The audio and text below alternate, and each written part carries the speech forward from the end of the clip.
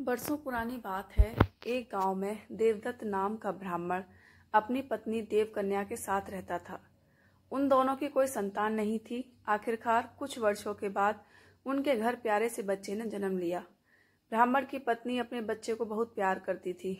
एक दिन की बात है, ब्राह्मण की पत्नी देवकन्या को अपने घर के बाहर नेवले का छोटा सा बच्चा मिला। उसे देखकर देवकन्या को उस पर दया आ गई और वो उसे घर के अंदर ले गई और उसे अपने बच्चे की तरह ही पालने लगी। ब्राह्मण की पत्नी बच्चे और नेवले दोनों को अक्सर पति के जाने के बाद घर में अकेला छोड़कर काम से चली जाती थी। नेवला इस दौरान बच्चे का पूरा ख्याल रखता था। दोनों के बीच का अपार स्नेह देखकर देवकन्या बहुत खुश थी।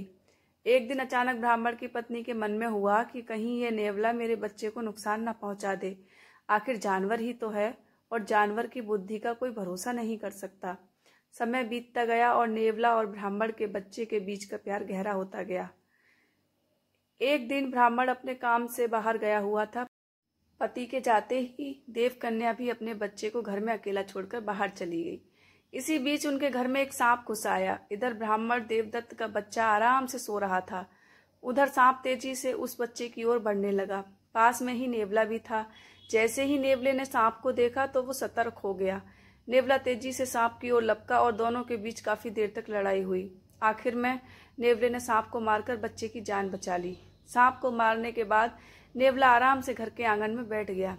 इसी बीच देवकन्या घर लौट आई। जैसे ही उसने नेवले के मुंह को देखा तो वह डर गई। नेवले का मुंह सांप के खून से लथपथ था, लेकिन इस बात से अनजान देवकन्या के मन में कुछ और ही सोच लिया।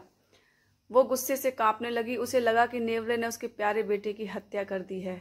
यही सोचते सोचते ब्राह्मण की पत्नी ने एक लाठी उठाई और उस नेवले को पीट पीट कर मार डाला।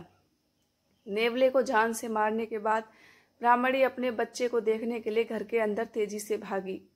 वहां बच्चा हंसते हुए खिलौनों के साथ खेल रहा था। इसी दौरान उसकी नजर पास में मरे पड़े सांप पर गई। सांप को देखते ही देवकन्या को बहुत पछतावा हुआ। वो भी नेवले से बहुत प्यार करती थी, लेकिन गुस्से और अपने बच्चे के मोह में उसने बिना कुछ सोचे समझे नेवले को मार दिया था। अब ब्राह्मण की पत्नी जोर जोर से रोने लगी, लेकिन तब तक बहुत देर हो चुकी थी। उसी समय ब्राह्मण भी घर लौट आया। वह पत्नी की रोने की आवाज़ सुनकर दौड़ता हुआ घर के अंदर गया। उसने पूछा, देवकन्या तुम क्यों रो रही हो? ऐसा क्या हो गया? उसने अपने पति को सारी कहानी सुना दी। नेवले की मौत की बात सुनकर ब्राह्मण देवदत्त को बहुत दुख हुआ। दुखी मन से ब्राह्मण ने कहा, तुम्हें बच्चे को घर में अकेले छोड़कर जाने और अविश्वास का दंड मिला है। बिना सोचे समझे गुस्से में आकर कोई काम नहीं करना चाहिए।